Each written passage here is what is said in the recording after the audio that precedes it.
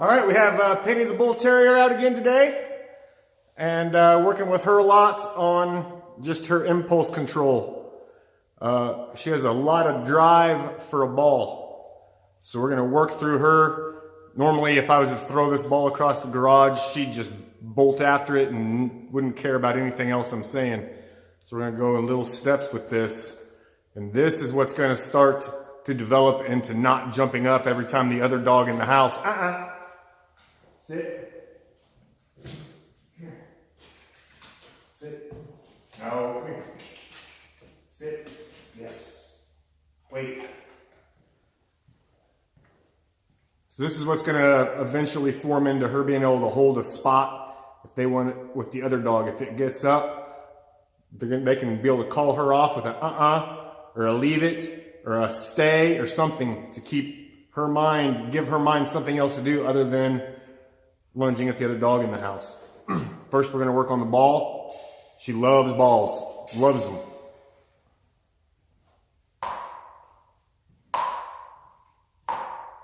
Yes.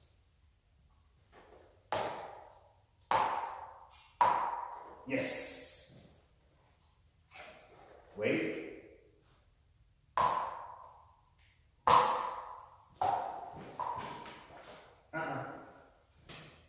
Yes. Yes.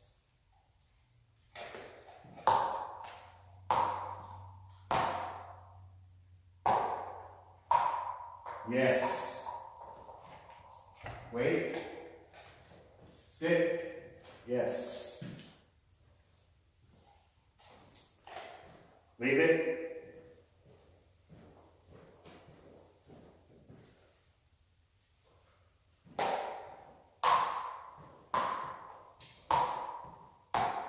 Yes.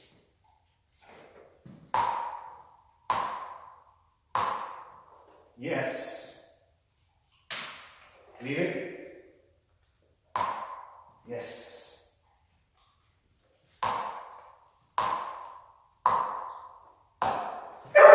Yes.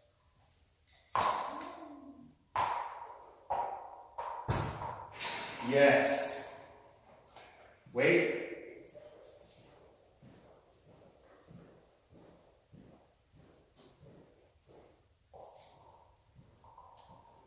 Yes.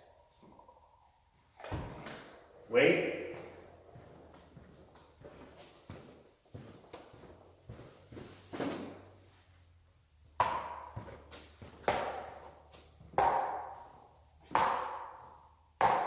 Yes. Down. Yes. Nope. Come on. Sit.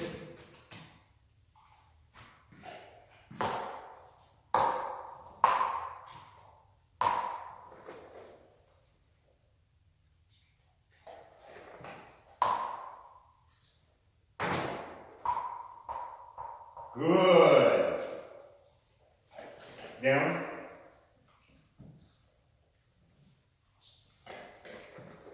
Wait. Nope. Nope. Sit. Good. Down. Wait. Nope. Down. Wait. So it's harder for her to hold it down than it is to sit with the ball bouncing.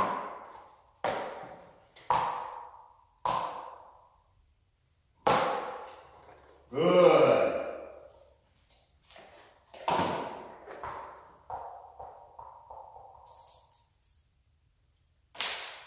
Leave it. Good.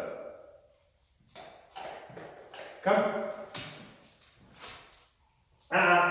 Leave it. Come. Good girl. Place. Hit it. Hit it. Good girl. Good girl. Good girl.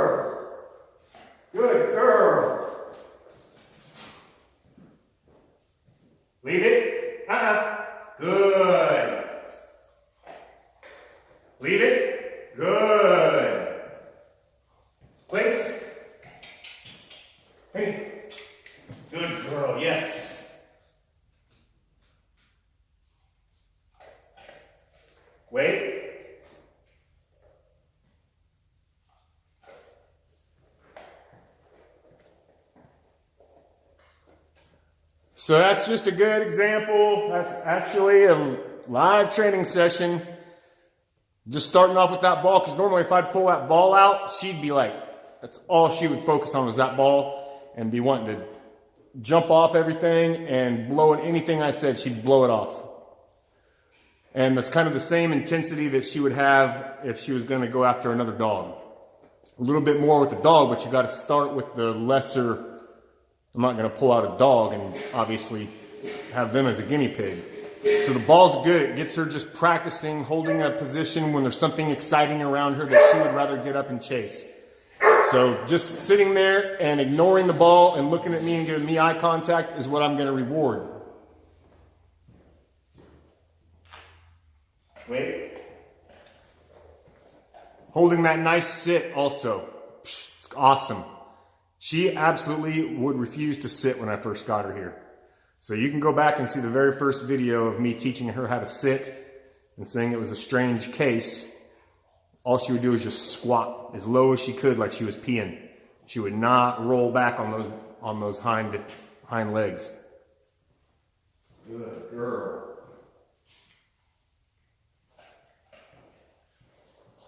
When I first got her here, she would not get up on that crate top for anything. Like it took me a good hour of just walking circles around this thing and trying to coax her up on it. She put that first foot up on there and I rewarded her for it. Then another foot would get up on there. I reward her more. And then I stopped rewarding her for just the feet and had to hold off longer until the back feet started coming up on there. Then I'd reward her even more for the back feet coming up on there. And then pretty soon she's just jumping up there expecting a reward every time. So now I'm not going to reward her every time she gets up there because now it's kind of a habit in her mind.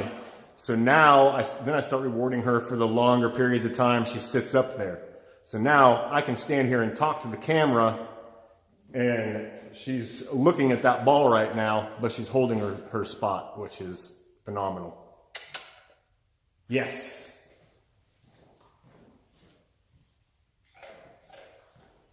So right there I rewarded her for just acknowledging that I was making a sound toward her instead of just fixating on that ball and blowing me off. All right, so there's a good look at Penny. She's doing phenomenal. She is a fun dog to train. She's kind of a weirdo, to be honest. Like right now she's doing great. I'll pull her out in an hour and she'll act like she has never seen me before. It's very strange.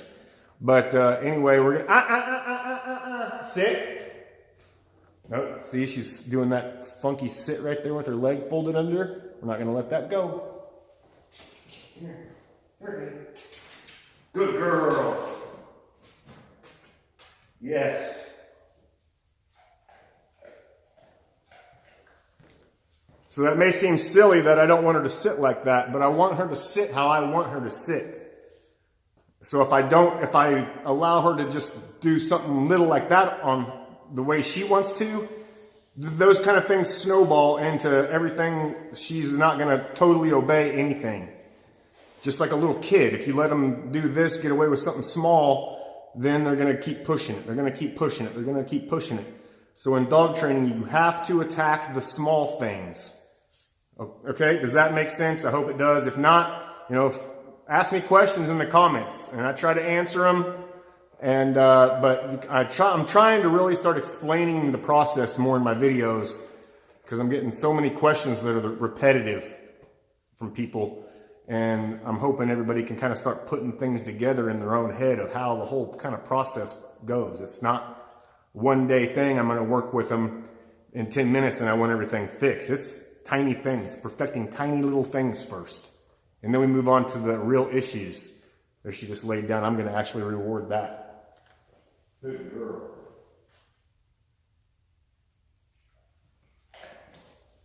So now I know that she laid down. She's totally calm. Awesome. So again, small things, work on the tiny little things first before you try to worry about the main things that you're having problems with. If you're having problems with dogs jumping or dogs getting on counters or dogs bolting out the door, put them on a leash and practice rewarding them for sitting at the counter or rewarding them for sitting at the door.